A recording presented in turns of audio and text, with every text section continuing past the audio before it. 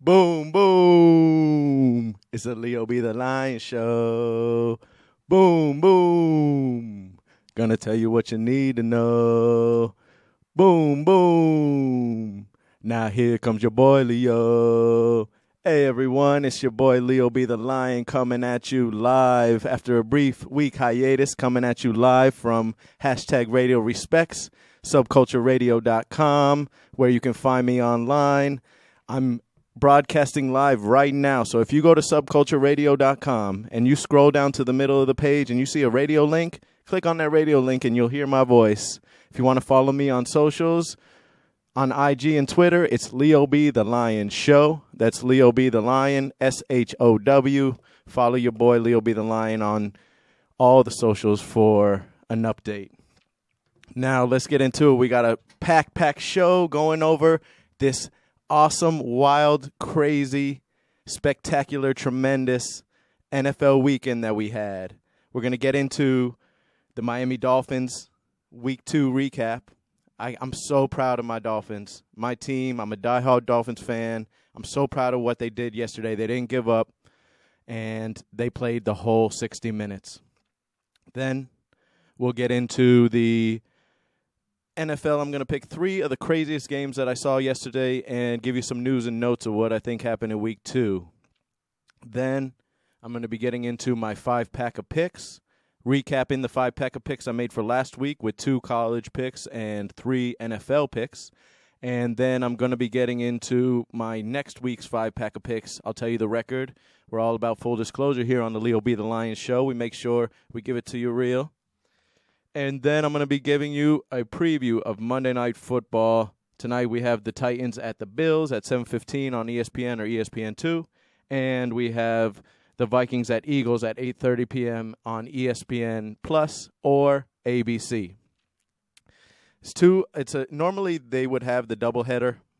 ESPN and Monday Night Football would have the doubleheader on Week 1 of the season. Normally it would be two East Coast teams, 2 West Coast teams, where they would have the first game at 7:15 and the second game at 7:15 and the second game at 10:15. However, this year they're doing it on Week 2, the NFL is, and the games are an hour and a half apart, and they involve 2 AFC teams and 2 NFC teams, but the Eagles are on the East Coast playing in Philadelphia, and the Bills are on the East Coast playing in Philadelphia. So to have a doubleheader where both games are competing against each other is kind of counterintuitive from a sports marketing standpoint. So I'll just get into that. I'll get into the preview of the games. I'll make my picks. They won't be part of the 5-pack of picks, but I thought, every Monday night here I come to you live from 5 to 6 here at subcultureradio.com and Radio Respects here on Clematis Street. And I figured Monday's the perfect day to give you a Monday Night Football preview and go over the weekend of what just happened. So if I have time also, I'll get into what's coming up this week on the 24th, or next week on the 27th. Very important local issue with the Lone Pine Golf Course. If we have time at the end, I'll get into that. Encourage the residents of Riviera Beach to show out and support the Lone Pine Golf Course before it gets rezoned. All right. So, without any further ado, let's get into the best game of the weekend as a Dolphins fan. The most spectacular game of the weekend as a Dolphins fan. That's right. The 21-point comeback. The Miami Dolphins beat the Baltimore Ravens 42-38 yesterday to go to 2-0, 2-0 against the spread, and 1-0 away. The Ravens end up going to 1-1, losing their first home game. They surely thought they had it in the bag at the start of that fourth quarter, but we'll get into why it happened. So the Dolphins were able to rally from 21 points down at the start of the fourth quarter. In the past 15 years, any NFL team that has been down 21 points to start the fourth quarter has 0 wins and 711 losses. So this is, in the past 15 years, no team has come back from being down 21 points in the fourth quarter to start. So this was a huge win, a historic win for the Dolphins. In the past 15 years, you want to think about 3 wins for the Dolphins that have meant the most to the franchise, it has to be the Miami Miracle, this game yesterday, and the game that Greg Camarillo scored and prevented the winless season for the Dolphins. Those 3 games in the past 15 years for the Dolphins are the 3 most memorable games that I can recall. I'm sure I'm forgetting one, but those in my head stick out as the most important games for the Miami Dolphins franchise. I really think this is going to set a tone for the Miami Dolphins going forward. We're going to be able to know that we can compete with anybody. We're going to be able to know that the Dolphins are different than the Dolphins in the past. They were able to – the key is that going forward, now with this coaching staff, as a fan, I know the Dolphins will be in every game no matter how much they're down by. To have a prolific offense like we do, when we haven't seen an offense like this since, dare I say, Dan Marino, we haven't seen an offense like this. But to know when you're down 21 points and to know that the coach isn't even panicking, nobody's panicking, it's very quiet and calm on the sidelines. We just know what we need to do. And the Dolphins were able to complete the comeback. Now, this was thanks in part, a large part, to the performance of the O-line. Tua only got sacked 1 time, and he wasn't pressured very often. And when he was pressured, he was able to get away from the sacks. So he was only sacked 1 time, so shout out to the Dolphins O-line. When people were worried that we had a backup right tackle in Greg Little starting, people were worried that the Dolphins weren't going to be able to protect Tua as well as they did yesterday. And with that protection, with that stellar protection that they gave Tua, he was able to go 36 of 50 for, hold on, I have it written down, 469 yards. Nice. And 6 TD passes. Yeah, he had 2 interceptions in the first half. That's okay. It's a tale of 2 halves. You go in during halftime, make the adjustments, and you trust your teammates. And that's what Tua did. Tua threw the ball over 20 yards at least 7 times yesterday, and he went, I believe, 6 for 7 with 200 yards and 4 TDs. And so Tyreek Hill was able to have 11 receptions for 190 yards and 2 TDs. Jalen Waddle was able to have 11 receptions, 170 yards, and 2 TDs, including the game-winning touchdown. So when you look at it and when you see that Tua has such 2 speedsters, it reminds me of the old Marx Brothers. The Marx Brothers, we're not talking about Groucho Marx, Harper Marx. We're talking about when the Miami Dolphins in the 80s had Mark Duper and Mark Clayton, and they were Dan Marino's 2 favorite targets, a.k.a. the Marx Brothers. Well, I think we need a nickname for Waddle and Hill. We know Waddle as the Penguin. He does his little Waddle dance when he scores a touchdown. And then we know Tyreek Hill as the Cheetah. So my suggestion to call the receiving corps for the Miami Dolphins the Miami Zoo.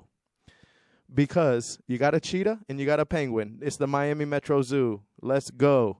You know we're animals. We got that dog in us. You put the fastest penguin in the world, and you got the cheetah on the other side. It's going to be a zoo because you got Tua, the legend, throwing it to him, and he's going to get them the ball. So I think we should call it that. Or we just need to call it like the United Nations, something crazy, or figure out a way that we could figure out how can we come up with a nickname for Waddle and Hill. It's if there's any suggestions, write to me on IG at Leo B. The Lion Show or Twitter at Leo B. The Lion Show. What do you think a nickname for the Waddle and Hill show should be? Because those 2 receivers deserve a nickname. When Dan Marino was throwing to the Marx Brothers, Mark Clayton and Mark Duper, they knew how to get open. They knew how to run routes, and they won a lot of games because Marino was able to put that ball in the right place. And Tua is one of the most accurate quarterbacks, if not top 5 accurate quarterbacks in the league. So he's able to put the ball in the right place when it comes to Tyreek Hill and Jalen Waddle. Yesterday, for the game-winning touchdown pass, Tyreek Hill put the ball high so that Jalen Waddle had to go in and out-jump the corner to be able to score the game-winning touchdown pass.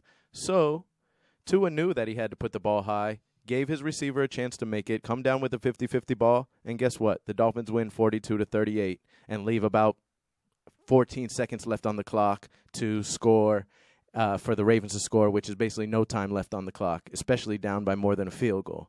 If the Dolphins had only been up by 3 points, I would be worried because then the Ravens would have been able to get in field goal range, especially with the rocket leg that Justin Tucker has. But the Dolphins' lead was safe, and the Dolphins came up with a victory. We're 2-0. 15 more games for the undefeated season. We're trying to be like the 50th anniversary of the undefeated season and go undefeated twice. Well, I can dream, can I? So let me just go over a couple more stats for the game.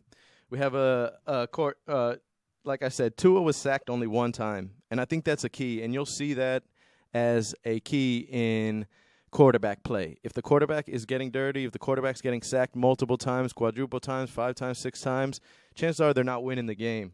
And I'll be able to show you that. The defense stepped it up. There was a play when the Ravens had 4th and goal from the half-yard line, not even the whole 1-yard line. The Ravens had 4th and goal, literally about to punch it in, and the Dolphins' defense was able to mess up the Ravens enough that the Ravens made a self-induced mistake and fumbled at the goal line. The Dolphins took the ball over and were able to score to tie the game up at that point. And that was in the first half. Then we had 86. The Dolphins had a key 86 rushing yards. Now you say, oh, that's not 100 yards. They didn't score any touchdowns on the ground. But what is 86 yards? When we needed it, when we needed to keep the defense off balance, keep the Ravens' defense guessing of what they're going to do, we ran inside zone plays. We ran a quick toss play. And, yeah, it was only 86 yards, but we were able to keep them honest enough where when you look at the Dolphins, you generally don't know what they're going to do because they line up in the same formation that they run a pitch, that they'll run a fake pitch and an RPO. Or they'll line up in the same formation that they run the pitch, and they will do a play action instead of pitching it and throw it, or just do a straight drop back and just throw it without doing a fake to the pitch at all. So there's so many options that the Dolphins have on every play that makes them dangerous. Rich Eisen said it today on his show that the Dolphins' offense is one of the most dynamic offenses that he's ever seen in the league, and he's excited to watch them all season because he knows how prolific the Dolphins are going to be. So we know the Dolphins are going to bring that defense. Yeah, they let up 38 points yesterday, but it was playing against Lamar Jackson, former MVP. Lamar Jackson has shown that he's not going to run the ball as much, even though he did run for the 78-yard touchdown. He's not going to run the ball as much. He's going to get those balls to his receivers, his tight end Mark Andrews, and he's going to be able to manage the game behind center, under center, and take over the game by throwing the ball now. So that's even more dangerous because he always can still run if he needed to. I was at Isla Mirada yesterday watching the game. I was locked in at the Hogs Heaven Bar, and it was full of Dolphins fans. And when the Dolphins finally pulled off the win, me and about 3 other Dolphins fans basically hugged each other and jumped up and down for joy. It was one of the best wins that I can remember in a long, long time for the Dolphins, besides the Miami Miracle, besides the Greg Camarillo game. It was one of the best Dolphins wins that you could ask for, one of the most resilient wins of any football team. Like I said, in the last 15 years, if a team is down 21 points in the fourth quarter, there's been 711 chances. They haven't won one game being down 21 points in the fourth quarter, but the Dolphins did it. So now they're 1-7-11 for all the games that teams have been down 21 points or more in the fourth quarter. Let's go, Dolphins, baby. Hashtag fins up. And just for a quick allusion for later, hashtag 5-pack of picks. The Dolphins were one of my picks, so let's just leave it at that. Now, let's get into second topic for the day on the show, on the Leo B. the Lion show, broadcasting live here from Radio Respects, subcultureradio.com. Like I said, if you pull up subcultureradio.com, scroll down a little bit, you see the live radio link, click on that, and you'll hear my voice on the radio from 5 to 6 on Mondays for the Leo B. the Lion show. Now let's get into Week 2 NFL news and notes.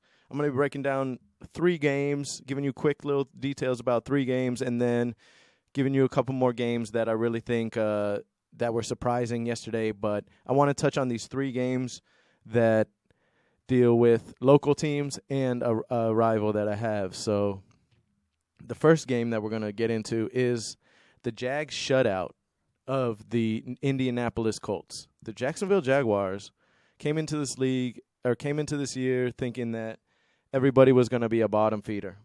Everybody was going to be able to that Jacksonville was going to be a bottom feeder and that everybody was going to be able to walk over Jacksonville. But yet they didn't realize that Travis Etienne Jr. is back. They didn't realize that Trevor Lawrence has another year under his belt and is a new coach, Doug Peterson. So Doug Peterson is sort of a quarterback whisperer, if you will. He was able to get Nick Foles and Carson Wentz to play their best ball to give the Eagles a chance to win the Super Bowl against the New England Patriots in 2017. So with Doug Peterson coming over to Jacksonville, it really gives a boost because the Jacksonville Jaguars couldn't get any worse last year under Urban Meyer, and now that they have an actual real NFL head coach under the helm, they'll be able to really take care of business. And I think the Jaguars are going to be the surprise competitor for the AFC South title. We shall see. I still have it going to the Colts, even though I might be wrong about that after 2 weeks. We shall see. And I think the Titans will be competing. But as far as the Texans and the Jaguars, I kind of wrote them off early. So let's take a look at that. They shut them out 24-0. Matt Ryan was sacked 5 times, and he had 3 interceptions. Now, if you remember me a little bit earlier in the show saying that Tua only got sacked 1 time and was able to produce. Well, Matt Ryan was sacked 5 times, and they got shut out. Yeah, he threw 3 interceptions, and so turnovers will kill you. But to have players on the team like Jonathan Taylor, where you should be able to run the ball against the Jaguars, and to be able to come over from Atlanta, you're a veteran, Matt Ryan. So to have you come in and be the hope for the Colts, and then to lay 2 eggs, literally last week against the Texans, you tied the Texans, Matt Ryan. I'm not even blaming it on the Colts defense because the Colts defense is pretty good. I'm saying, Matt Ryan, you tied the Texans, and the Texans are a crappy team. And then this week, you go to play the Jacksonville Jaguars, and you're favored by 7 points, and you end up getting shut out against the Jacksonville Jaguars. Come on, Matt Ryan. It's turning into maybe he doesn't have it anymore. I think the Colts should look at perhaps if he has another bad showing, he needs to come out and be able to they need to go to their backup. I'm not sure who their backup is in Indianapolis. And if you know, let me know. Comment. My boy Omar, if you're listening to this, Omar, you're a big Colts fan. Who's their backup quarterback, man? So let me know. Or if anybody else wants to comment, let me know. You know, you can find me on socials, Leo B. The Lion Show. And we'll be able to take care of business. We can discuss and debate what you think. I definitely was debating with some Ravens fans. I know 3 true Ravens fans. I had a couple drinks yesterday, so I was talking crap at halftime, like, oh, I don't know any real Ravens fans. I do know one, Dan Pawlowski, and Mike Haygood and Paul Robinson. They're actually, shout out to those Raven fans because those are real deal Raven fans that I've remembered. But everyone else, you're on notice. If I see you rooting for the Ravens, nah, you ain't a real fan. So I was talking junk. I had a few drinks, and I was mad that the Dolphins were down 28-7 at halftime. Then, so the Jags, they shut out the Colts 24-0. Let's go on to the next game that I was surprised about, especially when it comes to the Browns. The Browns were my lock of the week for my hashtag 5-pack of picks, and they had a collapse and lost the game 31-30 against the Jets. Let me tell you why it was a collapse. Nick Chubb had 86 rushing yards and 3 TDs. Before his last TD, he had the yards and the TDs, right? Or tutties, as they call them. He had those 2 touchdowns, and with less than 2 minutes left, he breaks away and he decides to score. So the Browns go up 13 points and go to kick the extra point. They miss the extra point. Well, with 1 minute and 33 seconds left, instead of scoring a touchdown to go up 13 points, and I know it's hindsight is 20/20, but instead of going up 13 points, and the Jets don't have any timeouts left or don't have 3 timeouts left. You could have nailed the ball. If you slide at the 2-yard line, you kneel the ball 3 times and the game's over, and the Browns would have ended up winning 24 to 20. Or, yeah, excuse me. Hold on, I got to do some math. 24 to 17. So we would have won that game. But they didn't. The Browns are going to Brown. Just like Clemson, just like Michigan State, just like Cleveland Browns. Those teams have a knack for losing those games where you shouldn't lose. So the Browns ended up going up by 13 with 1 minute and 30 seconds left. The Jets were able to score quickly, and then somehow, when the NFL has made the onside kick where it's virtually impossible to get the onside kick, somehow the Jets got the onside kick and were able to go down the field, score last-second play, and win the game with the extra point win 31-30. Browns, you got to think about game-time situations. You cannot let the lowly Jets come back from down 13 points in 1 minute and 30 left to win the game. Yeah, I thought the Browns were going to be my lock. It was -6, and they would have covered, but they didn't because you let the doggone Jets stick around, and if the Jets stick around, they're apt to do something crazy. We let the Jets stick around. I remember one of the Dolphins' worst losses ever came on Monday night, and there was a fat guy named Jumbo Elliott, who scored the game-winning touchdown. The Dolphins were up something like 30-3 at the first half, and the Monday Night Football game ended 40-37, where the Dolphins lost because Jumbo Elliott scored the game-winning touchdown. So, the Dolphins are no stranger to getting comeback on. The Jets are like a blind squirrel. They're like a dog. The sun shines on a dog's ass every now and then, and a blind squirrel finds a nut every now and then, and even a broken clock is right twice a day. So the Jets are going to just be able to win here and there. You got to give it to them that. They might win 3 or 4 games this year. But, Browns, if y'all are trying to get to the playoffs, if y'all are trying to hold the ship until Deshaun Watson, the alleged sex offender, comes back, if you're trying to hold that ship, then you need to beat the teams you're supposed to beat. You need to beat the Jets. Because, let's just face it, Jets suck. And as far as I'm concerned, I expect the Dolphins to sweep them this year. I expect the Bills to sweep them this year. And I expect the Patriots to sweep them this year.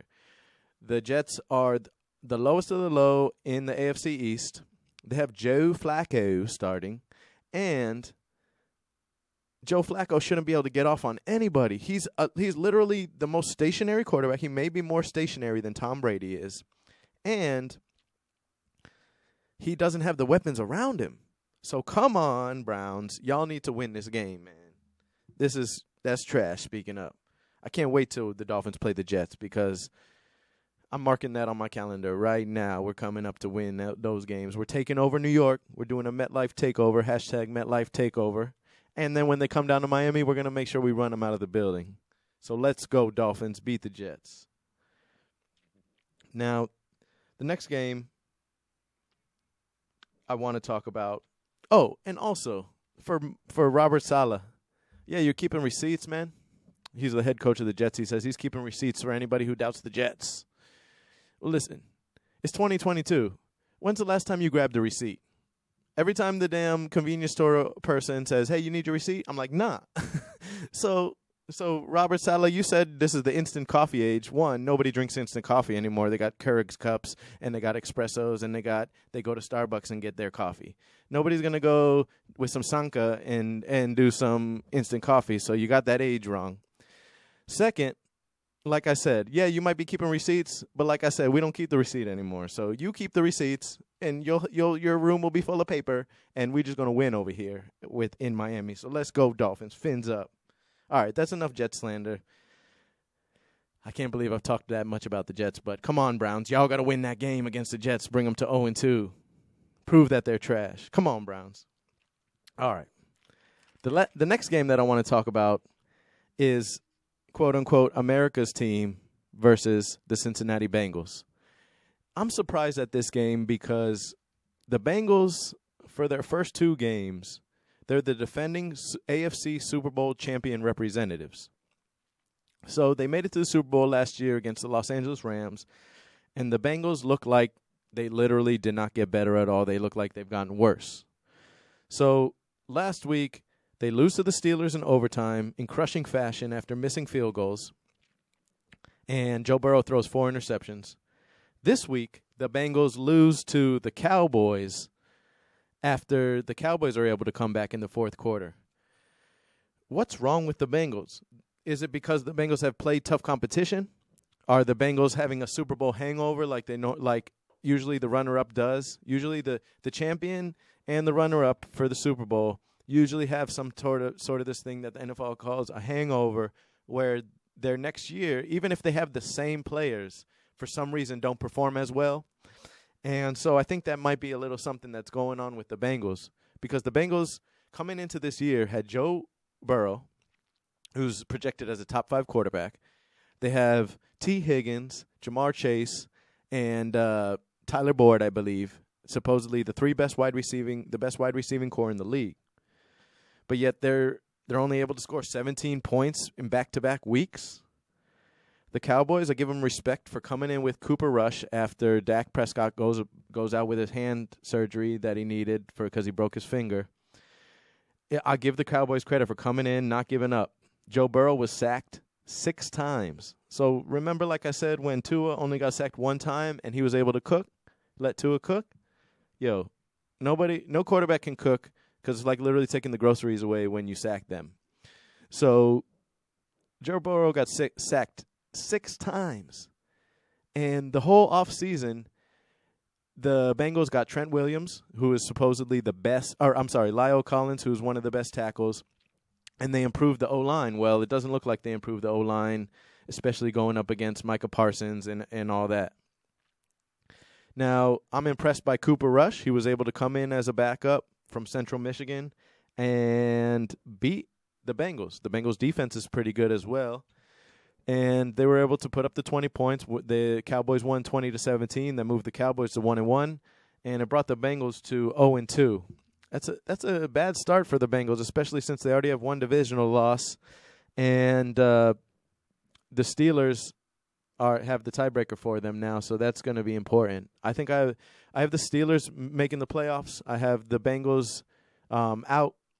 I have the Ravens and making the playoffs, and I have the Steelers and the Bengals and the Browns out of there, and then I have the Chiefs and the Dolphins, and I'll go over my playoff predictions again. I'll recap it. It's back in my book. That was back on episode 2. But if you want to pull up old episodes of my show, go to my YouTube channel, Leo Be the Lion, and you can see every episode of my show.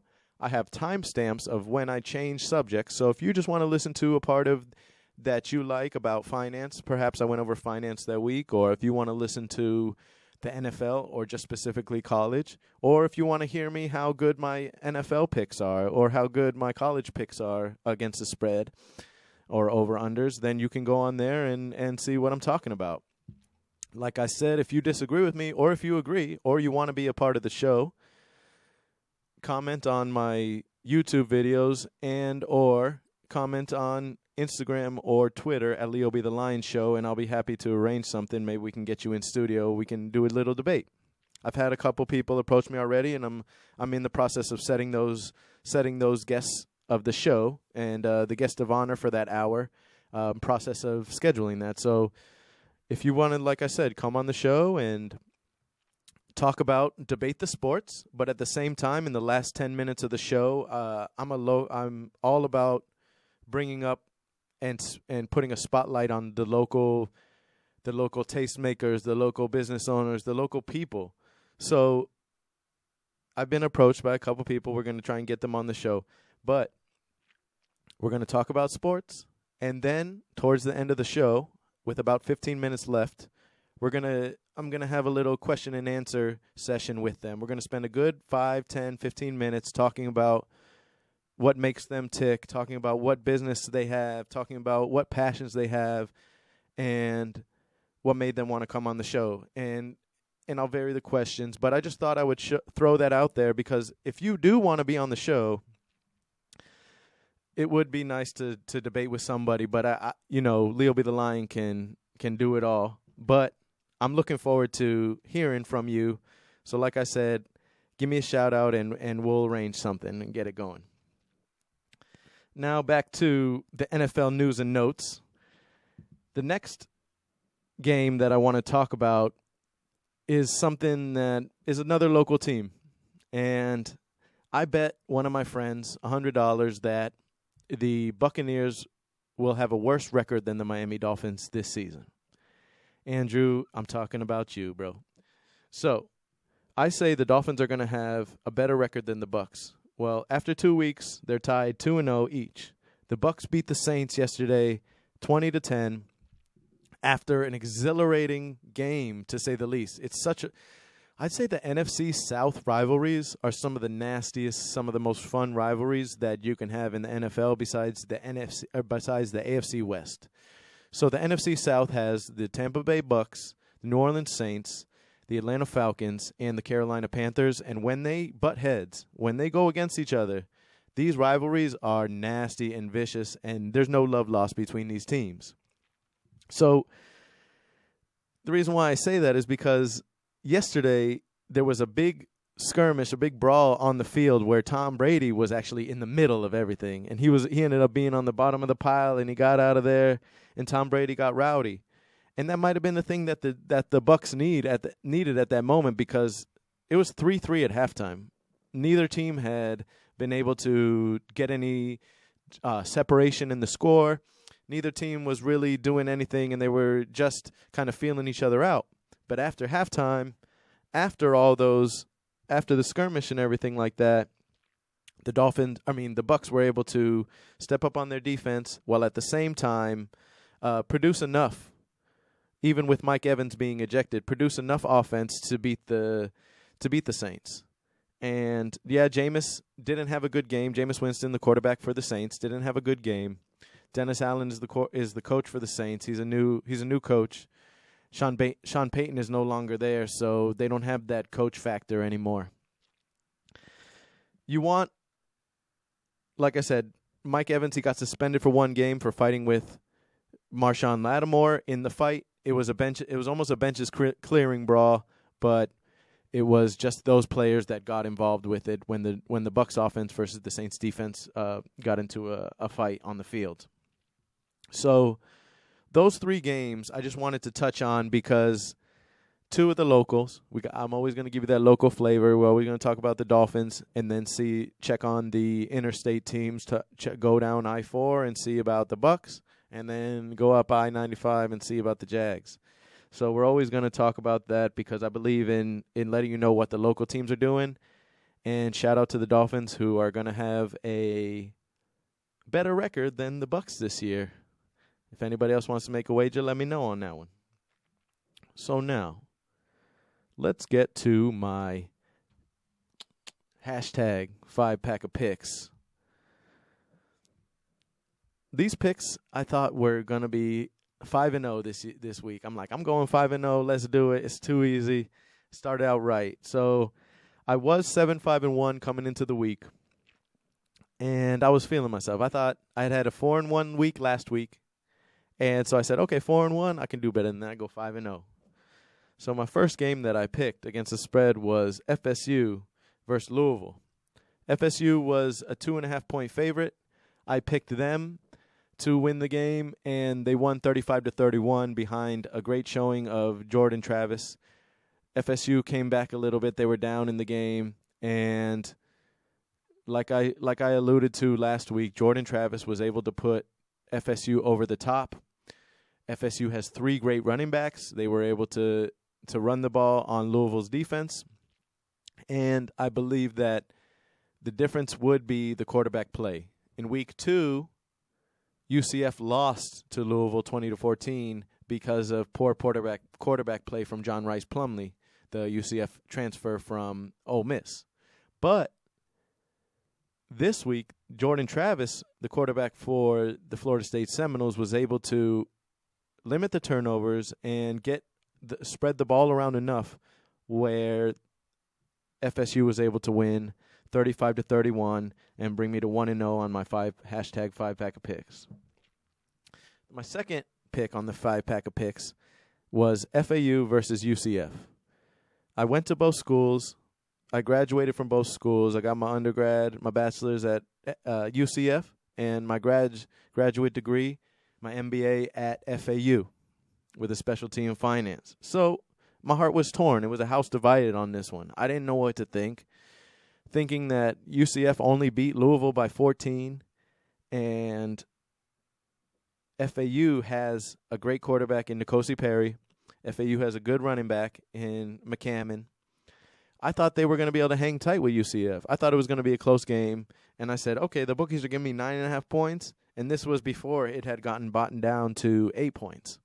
Well, I said the bookies are giving me 9.5. I just hope it's a close game. I hope UCF wins personally because, we are the better program. UCF is the better program in a better position. They're the ones going into the Big 12 in a couple years, whereas FAU is moving from Conference USA to the American.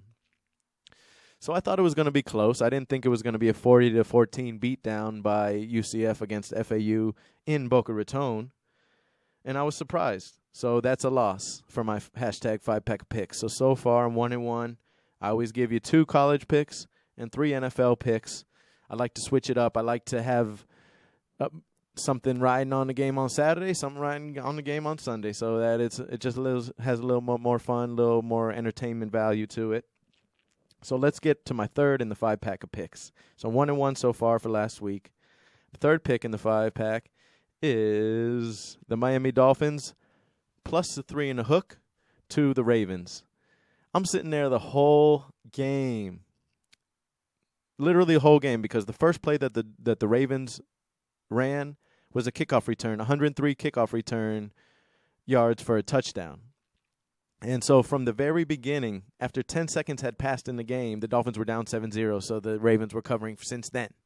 So literally the whole game, I'm sitting there like, oh, man, my Dolphins are going to let me down. They're not going to cover, even though the Dolphins are, I believe, 10-1 in their last 11 against the spread. The Dolphins aren't going to cover. Oh, no, I'm going to lose that bet. Well, the Dolphins were able to bounce back. Like I said earlier in Leo B. the Lions show, the Dolphins were able to bounce back and beat the Ravens 42-38. This is such a key win for the Dolphins because these first 4 games, when we have to play the Patriots, the Ravens, we have to go on the road against the Ravens, then it's at home against Buffalo, and then on Thursday night we play Cincinnati.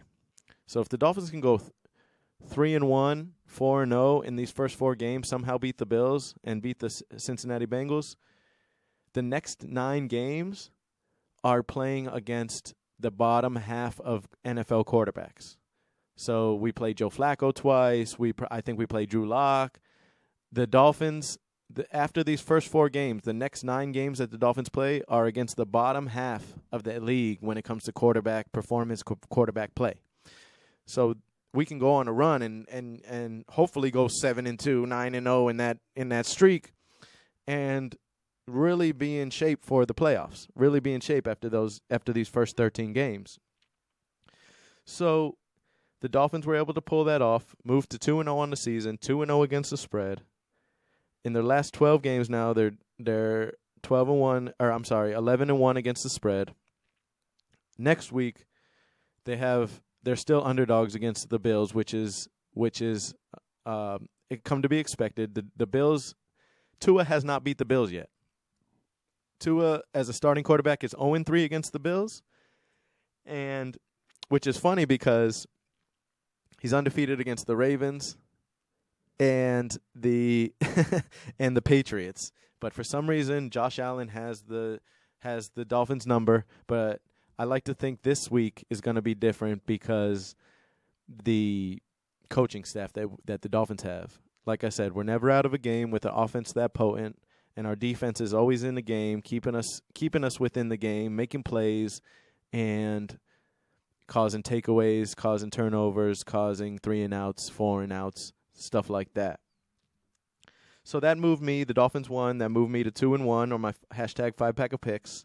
My next game on the hashtag 5-pack of picks was the Steelers. They were getting 1.5 points against the Patriots, and then on Sunday the line moved up from 1.5 to 3 points. Patriots became 3-point favorites. I should have took that line on Sunday morning, but I'm an honest guy. I made the line on Monday, so I'm going to stick with that line. That's what I'm going with. So I took the Steelers plus 1.5. Guess what? The Patriots won the game 17-14. So if I would have took the line, the +3 on the Steelers, I would have pushed. But no, I'm a man of my word. So I went with the Steelers plus 1.5. And I was really surprised. The game was 17-6 at one point, and I was surprised that the Steelers, that Bill Belichick was able to shut down the Steelers' offense that much, and that Mac Jones was able to show out against the Steelers' defense. I thought it would be a great matchup. Bill Belichick doesn't lose back-to-back games. They're 8-0.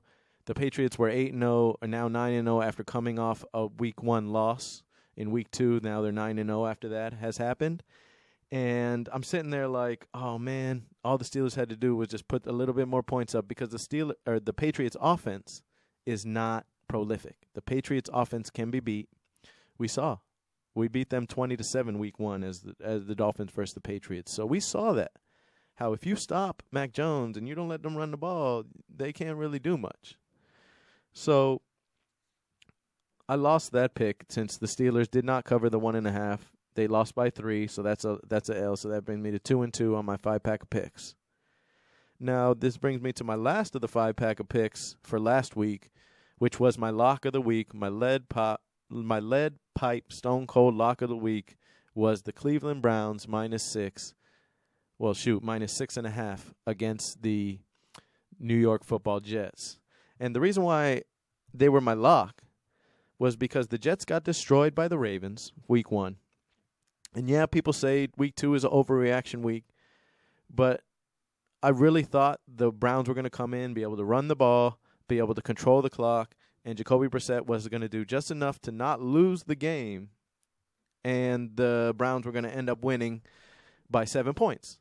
Well, like I broke down earlier, when Nick Chubb could have knelt down at the 2-yard line, instead of scoring a touchdown to go up 13, they could have been up 7.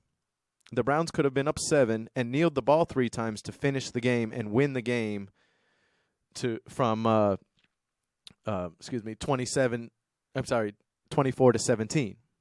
So instead, the Browns chose to go up 30-17. The Jets scored quickly, so then they were only down by 6, and then they were able to get the onside kick in a day and age when onside kicks are basically non-existent and impossible. The Jets are able to recover the onside kick and go down the field, win the game 31-30. So I lost my lock of the week. So that just shows how much a lock means. You know, that thing was like a little scroller lock that you could just break really easy. But so I went 2-3 this week on my 5-pack of picks. Brings my overall record to 9-8-1. Now 9-8-1, I'm still over 500. I got that one push, so that just evens out. 9-8-1, still over 500. Hopefully to give you an above 500 week this week on my picks. And I encourage you to, if you're not going to do all 5 picks together, maybe parlayed. Do them even, or maybe pick your favorite 3 out of the 5 or favorite 2 out of the 5. But the key is you want to pick an odd number so that breaking even isn't on the table. You kind of don't want to break even because then it's like you just kind of wasted your time. So let's get into the 5-pack of picks for this week. First, get your 2 NCAA football picks. The first pick is Maryland +17 against Big Blue. That's the University of Michigan. The reason why I think that, and I believe that Maryland will cover the 17 against Michigan, one, it's the first real test for Michigan. They've played teams like Colorado State, Akron. Michigan has played 3 cupcakes, and they've won by a combined score of, I believe, like 160-21. Well, what I can tell you is that Maryland is the real deal. Michigan will be playing their first Big Ten team. Maryland is coming in at 3-0. Michigan's 3-0. So something's got to give. Somebody's going to come out of here being 3-1, and somebody's going to come out of there being 4-0. I was just surprised that with a quarterback like Tua's younger brother, Talia Tagovailoa, in Maryland, being a sophomore, having a year under his belt, I'm surprised that the bookies are making this a 17-point game. I have to look a little bit harder, but I'm still going with this pick. Somebody must be injured on Maryland for this to be a 17-point game, especially in the Big Ten. Now, if this was Michigan versus Indiana, Michigan versus Iowa, give me that 17 points because Iowa can't score. It's like they're allergic to the end zone.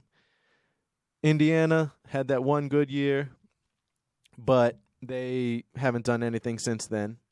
Then you got, but Maryland. Maryland is 3-0. They've played another Big Ten team. They've played stronger competition. Let me get on the first of the 5-pack of picks is Maryland plus 17 plus the points against Michigan. It's like I said, it's Michigan's first Big Ten matchup, so let's see what happens. Something's got to give. Then my next in the 5-pack of picks is the game University of Florida versus Tennessee. Now, they're going to be in Neyland Stadium. They're going to be on Rocky Top, which is a hard place to play. But Florida has owned Tennessee in the last 15 years. I believe Tennessee's only won maybe once or twice in those times. And Florida comes in as 11-point underdog to Tennessee. Florida's 2-1, with the only loss being to Kentucky. Tennessee is 3-0. Tennessee barely beat Pittsburgh in overtime 24-17, whereas Florida has beaten the likes of number 7 Utah at the beginning of the year and also made it a game against Kentucky. I'm thinking that, and I believe that Kentucky is a better squad than the Tennessee Volunteers. So what's going to happen in this game is I personally expect University of Florida to keep it close and to have a chance at winning it outright and winning the game straight up on the money line. But for my second in my 5-pack of picks, I'll take UF plus the 11. Come on, Gators. Plus the 11 against Tennessee. Like I said, Tennessee is similar to Utah, maybe not as prolific and it's a running game. And UF owns UT in the past 15 years, so I'm ready for that trend to continue. Now, let's get into the NFL portion of my 5-pack of picks. I'm bringing you the first of it is the Steelers plus 5 against the Browns. I'm taking the Steelers in this one as underdogs because, one, I'm surprised that the Steelers are underdogs. If you can get these 5 points, you better get it because I expect the line to move, and I expect the Browns to perhaps become – or, I'm sorry, the Steelers to perhaps to become the favorite because the Browns will be out without Jadeveon Clowney and a couple other key defensive players. So, the Steelers getting plus 5 is a lot of value, especially when the Browns don't know how to win games. Like the Browns, especially with Jacoby Brissett, wasn't able to win any game or wasn't able to beat the Jets. Like we really thought they were going to beat the Jets, and I keep harping on that because, trust me, the Jets aren't going to have a good year this year. The Browns are going to miss the playoffs by one game, and they're going to be kicking themselves because they lost against the Jets. Trust me on that one. So I'm taking the Steelers plus 5 in my third of the 5-pack of picks. Steelers plus 5 against the Browns. It's in Cleveland. You know it's going to be close because it's an NFC North matchup. The Steelers, like UF owns Tennessee, the Steelers tend to play really well against the Browns. They're hated rivals. It's going to be such a good game. I can expect it coming down to the wire, field goal probably deciding it, or it might go into overtime like how the Bengals and Steelers did. Now let's get into the fourth of my 5-pack of picks. And I know for you guys who know me, I know you were waiting for this one. I'm taking the Dolphins plus 4.5 against the Bills. Now, my head tells me that the Bills have one of the most prolific offenses in the league, if not the best offense in the league at this point, with Stephon Diggs, Devin Motor Singletary, and then you have Gabe Davis from UCF as a wide receiver who they got in the later rounds of the draft. So, but I'm bringing it back to my point where the Dolphins will never be out of a game, and I'm going to stick to that because the Dolphins will never be out of a game with their current coaching staff that they have. the Dolphins are going to go into Ralph Wilson Stadium in Buffalo. It's probably going to be cold. I mean, it's still October. I mean, it's still September, but it's probably going to be cold up in Buffalo. It'll probably be in the 50s. And it'll be Tua's test. This will be the first. Tua passed the second test, or the first test yesterday. But this will be the second big test. Remember, like I said, these first 4 games, if we can win 3 out of 4 games, we're doing something right. Shoot, even when we go 2-2, the Dolphins are doing something right. So give me the Dolphins plus the 4.5 with Tua, with the Miami Zoo, the cheetah, and the penguin. And with that vaunted defense, the Dolphins are going to go into Ralph Wilson Stadium and put Josh Allen, Stephon Diggs, and their whole team on ice. Let's go, Dolphins. Let's take care of business and get the win. It's a big test, like I said, and we'll see what happens. Now, bringing you my 5th and final 5-pack of picks. It's my lock of the week. It's my get-back pick of the week. And this will be a similar theory of why I think the Jets should have lost last week. I think this is why the Colts should lose this week. So the lock of the week is Kansas City -6 against the Indianapolis Colts. The Indianapolis Colts are 0-1. The teams that they've played the Texans, and they tied the Texans, which everybody thinks the Texans are going to win less than 5 games this year. So Texans are trash. Then they just got shut out by the Jacksonville Jaguars. So you tie a game 20-20. You only score 20 points against the Texans, and then you can't score any points against the Jacksonville Jaguars? Dog, that's terrible. So it leads me to my point that if you can't protect Matt Ryan got sacked 5 times. If you can't protect Matt Ryan, and if he's throwing the ball away and throwing 3 interceptions a game, that's a recipe for disaster. One of the hottest teams, if not the hottest team right now, a team that's on all cylinders, is the Kansas City Chiefs. They're blowing out teams. They're not making it close. They beat the Cardinals week 1. Week 2, the Chiefs were able to handle business against the Chargers. The Chiefs are the hottest team in the league besides the Dolphins. So they're going to come in to Indianapolis in the Dome where speed kills, and the Kansas City Chiefs are going to cover the -6 against the Indianapolis Colts. And that's my lead pipe lock of the week. My Leo B, the Lion Show lock of the week. Let's go. So let me just recap those real quick. First, Maryland +17 against Michigan. UF +11 against Tennessee. Steelers +5 against the Browns. Dolphins +4 and hook against the Bills. And Kansas City Chiefs laying the 6 points against the Indianapolis Colts. The reason why I'm taking also a lot of underdogs is because this year, underdogs, and including last year's numbers, in the NFL, underdogs have won 35% of the time. And we've seen lately that a lot of the underdogs are covering, especially when more of the public is betting. So the line moves in more ways that when you see the majority of the public betting on a certain side, most of the time the sharps or the bettors that know what they're doing, they call them the sharps, like Sharp as Attack. They call those guys sharps because then you'll see on Sunday morning, say if the Dolphins are favored by 4 points, you'll see on Sunday morning they'll come in and put money on the opposite side of the public, and the line will move against that. So say if all the public was on the Dolphins -4, and then the sharps come in and they put big wagers on the other team, the Dolphins line will go from -4 to -3 or -2, because the whole point of the bookies are to get about an even amount on each side, so that no matter which team wins, they still take their vig or their little bit of 10% interest that they make. And that's how the bookies stay in business. They make their business based on how they can get each side the line and the right amount of points for each side to be even, and then they make that 10% vig in the middle. So just a little insight behind the scenes of Vegas, of how they come up with the lines. Now, for these last few minutes or so, just going to be giving you a quick Monday Night Football preview. These aren't going to be in my 5-pack of picks, but I'll still pick the games. First of the Monday night doubleheader on week 2 of the NFL is Titans versus Bills. The line is the Bills are favored by 10 points. Now, when you look at this, you think that's a lot of points for the Bills versus the Titans.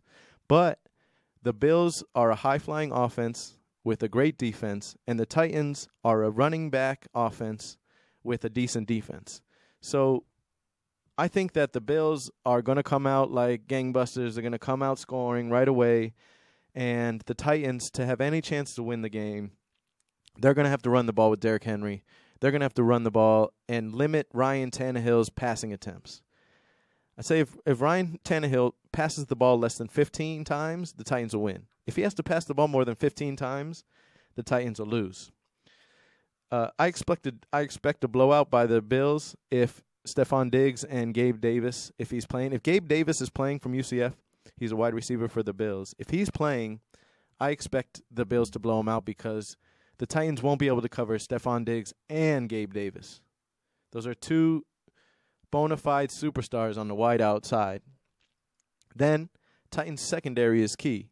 The Titans have to be able to cover, like I said, Stephon Diggs and Gabe Davis. Don't let Josh Allen throw him open and get pressure on Josh Allen. I really think that with all that, all the Titans can do, even if Derrick Henry runs roughshod over the Bills' defense, I really think the Bills are still going to win. I'm taking the Bills to win 27-17. Josh Allen goes off. Stephon Diggs goes off. Gabe Davis goes off if he's healthy. He's got that injury, the ankle injury to worry about. So if he plays the whole game, expect the Bills to take care of business and win 27-17 to move to 2-0. Titans fall to 2-0. Then we have the Vikings versus the Eagles at 8:15 on ESPN Plus and ABC networks. Jalen Hurts is the key for the Eagles to have any type of chance in this game, especially against the high-flying offense of the Vikings. The Vikings have a new coach. The Vikings have a good defense. And now that they've added Justin Jefferson with Kirk Cousins, the Vikings have, with Dalvin Cook, the Vikings have a great offense. So I expect a high-scoring game, a game where both the Eagles' offense and the Vikings' offense are high-flying. And it's going to end up being who can stop each other at the end of the game. Devontae Smith is on the Eagles.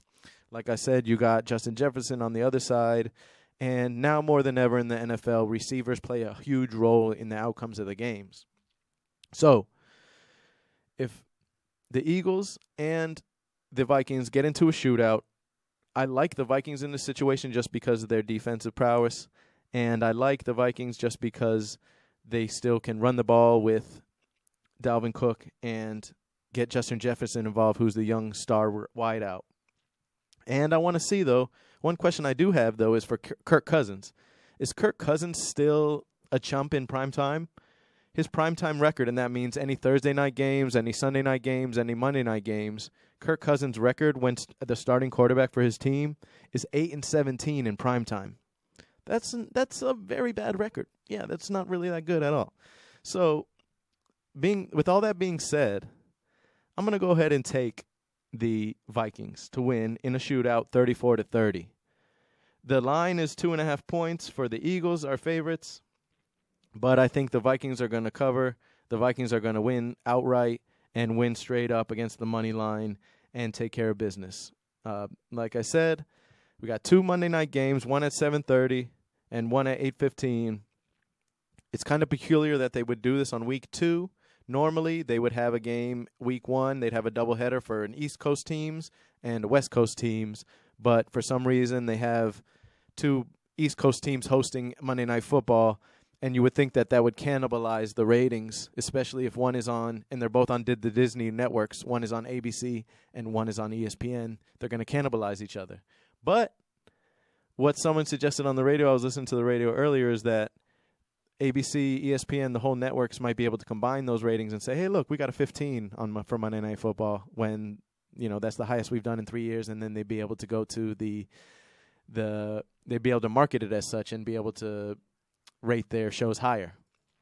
So, like I said, with the Dolphins, we've talked about the Dolphins coming up. They're going to go ahead and beat the Bills. I got them covering 4.5 next week. We talked about the recap of the Miami Dolphins, and we're talking about possibly having guests on in the future of the show. I'm so excited because I'm able to bring you this show every week, Mondays from 5 to 6, live from subcultureradio.com, broadcasting live at Subculture Radio at Respectable Street here on Clematis, here on historic Clematis Street. Respectable Street, just shout out to them, just had their 35th anniversary this past Saturday, and it was a blast. Thank you to Rodney for putting that together. And if you want to follow me on Twitter, it's Leo B. The Lion Show. Same thing on IG, Leo B. The Lion Show. And look for me also on my YouTube channel, Leo B. The Lion. Subscribe, like, comment. I'm happy to debate. If you're a Jets fan, a Bills fan, Patriots fan, or a Ravens fan, let's talk about it. And let's talk about why the Ravens are trash after losing to the Dolphins on that epic Sunday night or Sunday game where we were jumping for joy at the end. Thank God for the Dolphins. This is Leo B. The Lion, signing out.